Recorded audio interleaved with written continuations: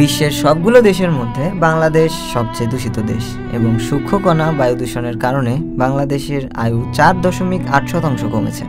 বুধবার এক প্রতিবেদনে এমনই ভয়াবহ তথ্য জানিয়েছে এয়ার কোয়ালিটি লাইফ ইন্ডেক্স। তারা বলেছে, জাতিসংঘের রিকমেন্ডেশন অনুযায়ী যদি বাতাসের মান বজায় রাখা যেত তাহলে একজন বাংলাদেশির গড় আয়ু 4.8 বছর বেশি থাকত।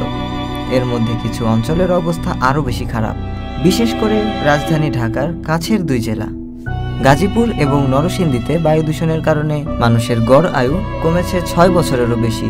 প্রতিবেদনে আরও বলা হয়েছে, বাংলাদেশের প্রায় 17 কোটি মানুষের সবাই বায়ু দূষণের মধ্যে বসবাস করেন। বিশ্ব স্বাস্থ্য সংস্থার যে গাইডলাইন রয়েছে সেটির তুলনায় বাংলাদেশের সব জায়গায় গড় সূক্ষ্ম কণা বায়ু দূষণের পরিমাণ বেশি। বাংলাদেশের সবচেয়ে কম দূষিত বিভাগ হলো সিলেট, কিন্তু সেখানে সূক্ষ্ম কণা বায়ু দূষণ বিশ্ব স্বাস্থ্য সংস্থার গাইডলাইনের চেয়ে 6.7% বেশি।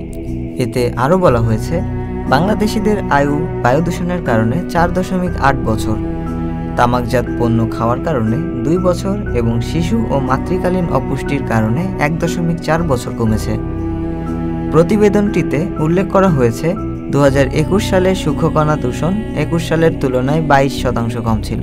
2015 সাল থেকে 2021 সাল পর্যন্ত দূষণের মাত্রা ঊর্ধ্ব দিকে থাকলেও 2022 সালে এসে এটি কমে। 2022 সালে দূষণের পরিমাণ যে পরিমাণে কমেছিল, এটি যদি ধরে রাখা যেত তাহলে বাংলাদেশিরা গত 1 দশকের তুলনায় আরও 1 বছর বেশি বাঁচত।